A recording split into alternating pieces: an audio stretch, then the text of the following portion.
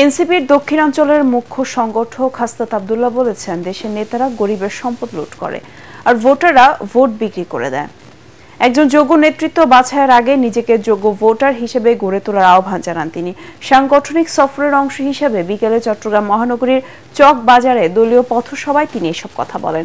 হাসনাত আরও বলেন, নিজেরা সচেতন, সৎ ও যোগ্য ভোটার না হলে রাজনৈতিক দলের নেতারা 5 বছর জুলুম নির্যাতন করবে। এ সময় নাগরিক পার্টির সিনিয়র যুগ্ম সদস্য সচিব ডাক্তার তাসতিম জারা সহ দলের কেন্দ্রীয় স্থানীয় নেতারা বক্তব্য রাখেন।